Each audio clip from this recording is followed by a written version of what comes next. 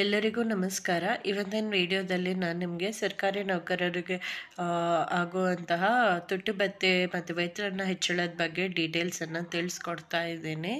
ನನ್ನ ಚಾನಲನ್ನು ರೆಗ್ಯುಲರಾಗಿ ನೋಡ್ತಿರೋರಿಗೆ ಗೊತ್ತಿರ್ಬೋದು. ನಾನು ಸರ್ಕಾರಿ ನೌಕರರ ಬಗೆಗಿನ ಏನೇ ಅಪ್ಡೇಟ್ಸ್ ಇದ್ರೂ ಇಮಿಡಿಯೇಟಾಗಿ ವಿಡಿಯೋ ಮಾಡಿ ಅಪ್ಲೋಡ್ ಮಾಡ್ತೀನಿ. ಹಾಗಾಗಿ ನಿಮಗೆಲ್ಲ ವಿಷಯಗಳು ಡೀಟೇಲಾಗಿ ಸಿಗುತ್ತೆ. ಮತ್ತು ಏನು ಅಧಿಕೃತ ಆದೇಶ ಆಗಿರುತ್ತೋ ಹೆಚ್ಚಾಗಿ ನಾನು ಅದೇ ಇನ್ಫಾರ್ಮೇಷನನ್ನು ಬರೆದು ತಿಳ್ಸೋಕ್ಕೆ ಟ್ರೈ ಮಾಡ್ತೀನಿ. ಅದರಿಂದ ನಿಮಗೆ ವ್ಯಾಲಿಡ್ ಇನ್ಫಾರ್ಮೇಷನ್ ಸಿಗುತ್ತೆ.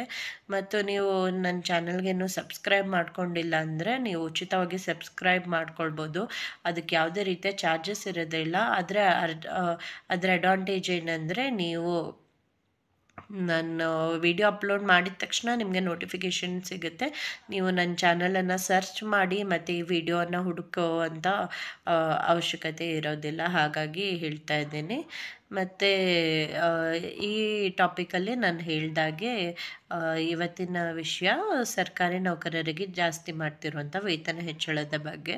ಸೊ ಕೇಂದ್ರ ಸರ್ಕಾರಿ ನೌಕರರಿಗಾಗಿ ಮೋದಿ ಸರ್ಕಾರ ಈ ವೇತನ ಹೆಚ್ಚಳದ ಗುಡ್ ನ್ಯೂಸನ್ನು ನೀಡಲಿದೆ. ಸೊ ಅದರಲ್ಲಿ ಎಷ್ಟು ಜಾಸ್ತಿ ಮಾಡಿದ್ದಾರೆ ಏನಂತ ಡೀಟೇಲಾಗಿ ತಿಳಿಸ್ಕೊಡ್ತೀನಿ. ಹಲವಾರು ಜನ ರಾಜ್ಯ ಸರ್ಕಾರಿ ನೌಕರರ ವೇತನ ಹೆಚ್ಚಳ ಮತ್ತು ನಿವೃತ್ತಿ ಪಿಂಚಣಿ ಬಗ್ಗೆ ಕ್ವಶನ್ಸನ್ನು ಕೇಳಿದರೆ ನಾನು ಅದನ್ನು ಕೂಡ ವಿಡಿಯೋ ಎಂಡಲ್ಲಿ ಕ್ಲಿಯರ್ ಮಾಡ್ತೀನಿ. ಮೊದಲನೇದಾಗಿ ಈ ಬಾರಿ ಕೇಂದ್ರ ಸರ್ಕಾರ 3% 4% ತುಟ್ಟಿ ಭತ್ಯೆ ಹೆಚ್ಚಿಸಬಹುದು ಎಂದು ಸರ್ಕಾರಿ ಮೂಲಗಳು ತಿಳಿಸಿವೆ. ಇದು ಕೇಂದ್ರ ಸರ್ಕಾರಿ ನೌಕರರ ಒಟ್ಟು ವೇತನದಲ್ಲೂ ಹೆಚ್ಚಳ ಮಾಡುತ್ತದೆ. ಮಾರ್ಚ್ ತಿಂಗಳಲ್ಲಿ ತುಟ್ಟಿ ಭತ್ಯೆಯನ್ನು ಕೇಂದ್ರ ಸರ್ಕಾರ ಹೆಚ್ಚಿಸಿತು. ಮಾರ್ಚ್ ತಿಂಗಳ ಬಳಿಕ ಇದೀಗ ಮತ್ತೆ ತುಟ್ಟಿ ಭತ್ಯೆಯನ್ನು ಹೆಚ್ಚಿಸಲಾಗುತ್ತಿದೆ. ಈ ಮೂಲಕ ಒಂದು ವರ್ಷದಲ್ಲಿ 2 ಬಾರಿ ತುಟ್ಟಿ ಭತ್ಯೆಯನ್ನು ಕೇಂದ್ರ ಸರ್ಕಾರ ಹೆಚ್ಚಿಸಿದೆ ಅಂತ. ಸೊ ಇದು ನಿಮಗೆ ಗೊತ್ತಿರ್ಬೋದು. ರಾಜ್ಯ ಸರ್ಕಾರದಲ್ಲಿ ಜಾರಿ ಆಗೋಕ್ಕಿಂತ ಮೊದಲೇ ಕೇಂದ್ರ ಸರ್ಕಾರದಲ್ಲಿ 7ನೇ ವೇತನ ಆಯೋಗನ ಜಾರಿ ಮಾಡಿದ್ರು. ಮಾರ್ಚ್ ತಿಂಗಳಲ್ಲಿ ತುಟ್ಟಿ ಭತ್ಯೆಯನ್ನು ಹೆಚ್ಚಿಸಿದ್ರು. ಅದಾದಮೇಲೆ ಇವಾಗ ಮತ್ತೆ ಕೇಂದ್ರ ಸರ್ಕಾರಿ ನೌಕರರಿಗೆ ಸೆಪ್ಟೆಂಬರ್ ತಿಂಗಳಲ್ಲಿ ಸೆಪ್ಟೆಂಬರ್ ಎಂಡು ಮತ್ತು ಅಕ್ಟೋಬರ್ ಸ್ಟಾರ್ಟ್ ವೀಕಲ್ಲಿ ಮತ್ತೆ ಜಾಸ್ತಿ ಮಾಡ್ತಾ ಇದ್ದಾರೆ. ಒಟ್ಟಾಗಿ ಅಕ್ಟೋಬರ್ ಎಂಡಲ್ಲಿ ದೀಪಾವಳಿ ಹಬ್ಬ ಇದೆ ಅಲ್ವಾ, ನವರಾತ್ರಿ ದೀಪಾವಳಿ ಎಲ್ಲ ಹಬ್ಬಗಳ ಸಾಲಾಗಿ ಬರ್ತಿದೆ. ಅದಕ್ಕಿಂತ ಮೊದಲೇ ಜಾರಿ ಮಾಡ್ತೀವಿ ಅಂತ ತಿಳಿಸ್ಕೊಟ್ಟಿದ್ದಾರೆ. ಪಿಂಚಣಿದಾರರಿಗೆ ಕೂಡ ಇದರಿಂದ ಲಾಭ ಸಿಗಲಿದೆ. ಸೊ ಇದೇನು ಹೆಚ್ಚಳ ಆಗುತ್ತೆ, ಇದು ಬರೀ ಸರ್ಕಾರಿ ನೌಕರರಿಗಲ್ಲ, ಯಾರು ಕೇಂದ್ರ ಸರ್ಕಾರದಿಂದ ಪೆನ್ಷನ್ ಪಡ್ಕೊಳ್ತಿದ್ದೀರೋ ಅಂಥವ್ರಿಗೆ ಕೂಡ ಇದು ಅಪ್ಲೈ ಆಗುತ್ತೆ. ಜನವರಿ ತಿಂಗಳಲ್ಲಿ ತುಟ್ಟಿ ಭತ್ಯೆಯನ್ನು 46% 50%ಗೆ ಹೆಚ್ಚಿಸಲಾಯಿತು. ಪ್ರಸ್ತುತ 50% ತುಟ್ಟಿ ಭತ್ಯೆಯನ್ನು ಕೇಂದ್ರ ಸರ್ಕಾರಿ ನೌಕರರು ಪಡೆಯುತ್ತಿದ್ದಾರೆ. ಈ ಬಾರಿ ತುಟ್ಟಿ ಭತ್ಯೆ ಹೆಚ್ಚಳ 53% 54% ತಲುಪುವ ನಿರೀಕ್ಷೆ. ಅಂದರೆ ಜನವರಿಯಿಂದ ಮಾರ್ಚ್ ಆ ಟೈಮಲ್ಲಿ 50%ಗೆ ಜಾಸ್ತಿ ಮಾಡಿದರು, 46%ಇಂದ. ಈ ಸಲ ಏನು ಸೆಪ್ಟೆಂಬರ್ ಎಂಡ್ ಅಕ್ಟೋಬರಲ್ಲಿ ಮಾಡೋದನ್ನು ಅದನ್ನು 50% ಇರೋದನ್ನು 54% ಮಾಡ್ತಾರೆ ಅಂತ ಹೇಳಿಕೊಟ್ಟಿದ್ದಾರೆ. ಯಾವುದೇ ಸರ್ಕಾರಿ ನೌಕರರ ಮೂಲ ವೇತನ ಇದು ಎಕ್ಸಾಂಪಲ್ ಮೂಲಕ ನೋಡೋದಾದರೆ ಎಷ್ಟು ಜಾಸ್ತಿ ಆಗುತ್ತೆ ಅಂತ ಇಲ್ಲಿ ಬರ್ತಿರೋದು. ಸೊ ಇದು ನಾನು ಹೇಳ್ದಂಗೆ ಇದೇನು ಅವ್ರ ಆದೇಶ ಪ್ರತಿಯೆಲ್ಲ ಇರುತ್ತಲ್ವ ಅದರಿಂದ ತೊಗೊಂಡಿರುವಂಥದ್ದು. ಸೇಮ್ ಅದನ್ನು ನಾನು ಟೈಪ್ ಮಾಡಿ ಇಟ್ಕೊಂಡಿದ್ದೀನಿ. ನಾನು ಎಕ್ಸ್ಪ್ಲೇನ್ ಮಾಡಿ ಹೇಳ್ತೀನಿ. ಯಾವುದೇ ಸರ್ಕಾರಿ ನೌಕರರ ಮೂಲ ವೇತನ 18,000 ಆಗಿದ್ರೆ, ಅಂದರೆ ಬೇಸಿಕ್ ಪೇ 18,000 ಇದ್ದರೆ 4% ಜಾಸ್ತಿ ಆದಾಗ ತಿಂಗಳಿಗೆ 720 ರೂಪೀಸ್ ಜಾಸ್ತಿ ಆಗುತ್ತೆ. ಮತ್ತು ಅದೇ ವರ್ಷಕ್ಕೆ 8,640 ಜಾಸ್ತಿ ಆಗುತ್ತೆ.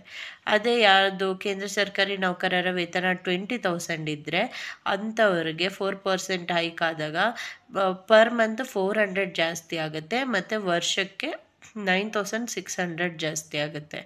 ಇನ್ನು ಯಾರಿಗಾದರೂ 25,000 ಇದ್ದವರಿಗೆ ಪರ್ ಮಂತ್ 1,000 ರೂಪೀಸ್ ಜಾಸ್ತಿ ಆಗುತ್ತೆ ಮತ್ತು ವರ್ಷಕ್ಕೆ 12,000 ಜಾಸ್ತಿ ಆಗುತ್ತೆ.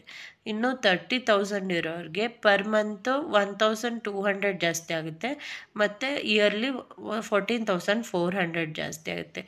ಮೂಲ ವೇತನ 50,000 ಇರೋರಿಗೆ ಪರ್ ಮಂತು 2,000 ಜಾಸ್ತಿ ಆಗುತ್ತೆ ಮತ್ತು ಇಯರ್ಲಿ 24,000 ಜಾಸ್ತಿ ಆಗುತ್ತೆ. ಈ ರೇಂಜಲ್ಲಿ ನಿಮ್ಮ ಸ್ಯಾಲ್ರಿ ಏನಾದರೂ ಇದ್ದರೆ 18,000ಇಂದ 50,000 ಒಳಗಡೆ ಕೇಂದ್ರ ಸರ್ಕಾರದಿಂದ ನಿಮ್ಮ ಸ್ಯಾಲ್ರಿ ಏನಾದರೂ ಇದ್ದರೆ, ಬೇಸಿಕ್ ಸ್ಯಾಲ್ರಿ ಅಲ್ಲ, ಬೇಸಿಕ್ ಪೇ, ಸ್ಯಾಲ್ರಿಯ ಮೂಲ ವೇತನ ಅಥವಾ ಬೇಸಿಕ್ ಪೇ ಈ 18,000ಇಂದ 50,000 ಒಳಗಿದ್ರೆ ಎಷ್ಟೆಷ್ಟು ಜಾಸ್ತಿ ಆಗುತ್ತೆ ಅಂತ ನಾನು ತಿಳಿಸ್ಕೊಟ್ಟಿದ್ದೀನಿ. ಸೊ ಇದಲ್ಲದೆ ವೇತನ ಹೆಚ್ಚಳ, ತುಟ್ಟಿ ಭತ್ಯೆ ಹೆಚ್ಚಳ ಆದ ತಕ್ಷಣ ಮನೆ ಬಾಡಿಗೆ ಭತ್ಯೆ, ಪ್ರಯಾಣ ಭತ್ಯೆ ಎಲ್ಲದೂ ಕೂಡ ಹೆಚ್ಚಳ ಆಗುತ್ತೆ. ಸೊ ಹಾಗಾಗಿ ತುಂಬಾ ಚೇಂಜಸ್ ನೋಡ್ಬೋದು. ಮತ್ತು ನೀವು ನೋಡ್ತಿರೋಂಗೆ ಕೇಂದ್ರ ಸರ್ಕಾರಕ್ಕೆ 46%ಇಂದ 50% ಆಲ್ರೆಡಿ ಮಾಡೇ ಆಗಿದೆ. ಎಲ್ಲರೂ ಪಡೆದುಕೊಳ್ತಾ ಇದ್ದಾರೆ 50% ನಂತೆ ತುಟ್ಟಿ ಭತ್ಯೆ. 50ರಿಂದ 54% ಜಾಸ್ತಿ ಆದರೆ ಎಷ್ಟು ಅಂತ ನಾನು ತಿಳಿಸ್ಕೊಟ್ಟಿದ್ದೀನಿ. ಸೊ ಇದು ಕೇಂದ್ರ ಸರ್ಕಾರಿ ನೌಕರರಿಗಾಗಿರುತ್ತೆ, ಹಾಗೂ ಕೇಂದ್ರ ಸರ್ಕಾರದಿಂದ ಪಿಂಚಣಿಯನ್ನು ಪಡೆದುಕೊಳ್ಳೋರಿಗಾಗಿರುತ್ತೆ. ಕುಟುಂಬ ಪಿಂಚಣಿ ಇರ್ಬೋದು ಅಥವಾ ನಿವೃತ್ತ ಪಿಂಚಣಿ ಇರ್ಬೋದು, ಅದನ್ನು ಪಡೆದುಕೊಳ್ಳೋರಿಗೆ ಇದು ಅಪ್ಲೈ ಆಗುತ್ತೆ. ಇನ್ನು ನೀವು ರಾಜ್ಯ ಸರ್ಕಾರಿ ನೌಕರರಾಗಿದ್ದರೆ ಮತ್ತು ರಾಜ್ಯ ಸರ್ಕಾರದಿಂದ ಪಿಂಚಣಿಯನ್ನು ಪಡೆದುಕೊಳ್ಳೋರಾಗಿದ್ದರೆ, ನಾನು ಆಲ್ರೆಡಿ ನನ್ನ ಹಳೆ ವೀಡಿಯೋಸಲ್ಲಿ ಇನ್ಫಾರ್ಮೇಷನನ್ನು ಅಪ್ಲೋಡ್ ಮಾಡಿದ್ದೀನಿ. ಅದು ಇನ್ನೂ ಕೆಲವರು ಇನ್ನೂ ಕ್ರೆಡಿಟ್ ಆಗಿಲ್ಲ, ಆದೇಶ ಹೊರಡಿಸಿದ್ದಾರೆ, ಇನ್ನೂ ಅಕೌಂಟಿಗೆ ಕ್ರೆಡಿಟ್ ಆಗಿಲ್ಲ ಅಂತ ತಿಳಿಸ್ತಿದ್ರಿ. ಸೊ ಅದೇನಂದರೆ ತುಂಬ ಬಾಕಿ ಅರಿಯರ್ಸ್ ಕೂಡ ಎಲ್ಲದು ಕೊಡೋದಕ್ಕಿರೋದ್ರಿಂದ ಬ್ಯಾಚ್ ವೈಸ್ ಡಿಪಾರ್ಟ್ಮೆಂಟ್ ವೈಸ್ ಜಾಸ್ತಿ ಮಾಡ್ತಾ ಇರ್ತಾರೆ. ಖಂಡಿತವಾಗಿಯೂ ಆದೇಶ ಹೊರಡಿಸಿರೋದ್ರಿಂದ ಸಿಕ್ಕೇ ಸಿಗುತ್ತೆ. ಇನ್ನು 7th ಪೇ ಕಮಿಷನಲ್ಲಿ ಪೆನ್ಷನರ್ಸು 10% ಜಾಸ್ತಿ ಇದೆ 70 ಇಯರ್ಸ್ ಆದಮೇಲೆ ಅವ್ರಿಗೆ, ಮತ್ತು 80 ಇಯರ್ಸ್ ಆದಮೇಲಿಂದ 15% ಜಾಸ್ತಿ ಇರೋದ್ರ ಬಗ್ಗೆ ಆದೇಶ ಪ್ರತಿಯನ್ನು ತೋರಿಸಿ ಅಂತ ಹೇಳ್ತಿದ್ರೆ. ಆದರೆ ಸದ್ಯಕ್ಕೆ ಅದರ ಬಗ್ಗೆ ಯಾವುದೇ ಆದೇಶವನ್ನು ಹೊರಡಿಸಿಲ್ಲ.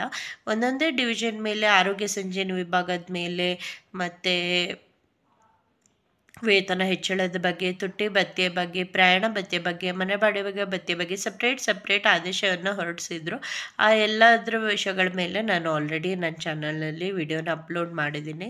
ಹಲವಾರು ಜನ ಕಮೆಂಟ್ ಮಾಡಿ ಕೂಡ ಕೇಳ್ತಾ ಇದ್ರಿ ಪೆನ್ಷನನ್ನು ಹೇಗೆ ಕ್ಯಾಲ್ಕುಲೇಟ್ ಮಾಡೋದು ತೋರಿಸ್ಕೊಡಿ ಅಂತ. ಸೊ ನಮ್ಮ ಚಾನಲ್ನಲ್ಲಿ ನಾನು ಆಲ್ರೆಡಿ ಪೆನ್ಷನ್ ಕ್ಯಾಲ್ಕುಲೇಷನ್ ಬಗ್ಗೆ ವಿಡಿಯೋವನ್ನು ಅಪ್ಲೋಡ್ ಮಾಡಿದ್ದೀನಿ. ನೀವು ಗೌರ್ಮೆಂಟ್ ಎಂಪ್ಲಾಯೀಸ್ ನ್ಯೂಸ್ ಅಂತ ಹೋಗಿ ನೋಡಿದರೆ ಒಂದು 7th ಪೆನ್ಷನನ್ನು ಹೇಗೆ ಕ್ಯಾಲ್ಕುಲೇಟ್ ಮಾಡೋದು ಅನ್ನೋದ್ರ ಬಗ್ಗೆ ನಾನು ನನ್ನ ಚಾನಲಲ್ಲಿ ಆಲ್ರೆಡಿ ಅಪ್ಲೋಡ್ ಮಾಡಿದ್ದೀನಿ. ಹಾಗೂ ಪೇ ಸ್ಕೇಲ್ ಬಗ್ಗೆ ಕೂಡ ನಾನು ಡೀಟೇಲ್ಸನ್ನು ಅಪ್ಲೋಡ್ ಮಾಡಿದ್ದೀನಿ. ಅದನ್ನು ನೀವು ಚೆಕ್ ಮಾಡಿಕೊಂಡು ಅದರಲ್ಲಿ ಎಕ್ಸಾಂಪಲನ್ನು ನೋಡಿಕೊಂಡು ತಿಳ್ಕೊಳ್ಬೋದಾಗಿದೆ.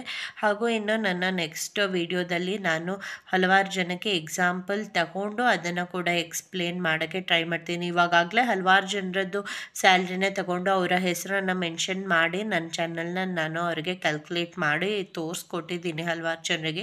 ಇನ್ನೂ ಹಲವಾರು ಜನ ಕಮೆಂಟ್ ಮಾಡಿ ಕೇಳ್ತಾ ಇದ್ದೀರಾ. ಖಂಡಿತವಾಗಿಯೂ ನಾನು ಮುಂಬರುವ ವಿಡಿಯೋಗಳಲ್ಲಿ ನಿಮ್ಮ ಎಕ್ಸಾಂಪಲನ್ನು ಕೂಡ ತಗೊಂಡು ಕ್ಯಾಲ್ಕುಲೇಟ್ ಮಾಡಿ ತೋರಿಸ್ಕೊಡ್ತೀನಿ. ಹಾಗಾಗಿ ಯಾರಿಗಾದ್ರೂ ಏನಾದರೂ ಡೌಟ್ ಇದ್ದರೆ ಕಮೆಂಟ್ ಮಾಡಿ ತಿಳಿಸಿ. ಅಥವಾ ನಿಮಗೆ ಯಾವುದಾದ್ರೂ ಬೇರೆ ಟಾಪಿಕ್ ಬಗ್ಗೆ ಇನ್ಫಾರ್ಮೇಷನ್ ಬೇಕು ಅಂತ ಇದ್ದರೂ ಕಮೆಂಟ್ ಮಾಡಿ ತಿಳಿಸಿ. ನಾನು ಅದರ ಬಗ್ಗೆ ಕೂಡ ವಿಡಿಯೋ ಮಾಡಿ ಅಪ್ಲೋಡ್ ಮಾಡ್ತೀನಿ. ವಿಡಿಯೋ ನೋಡಿದ್ದಕ್ಕಾಗಿ ಧನ್ಯವಾದಗಳು. ಈ ವಿಡಿಯೋನ ನಿಮ್ಮ ಕೊಲೀಗ್ಸ್ ಜೊತೆ ಕೂಡ ಶೇರ್ ಮಾಡಿ. Thank you.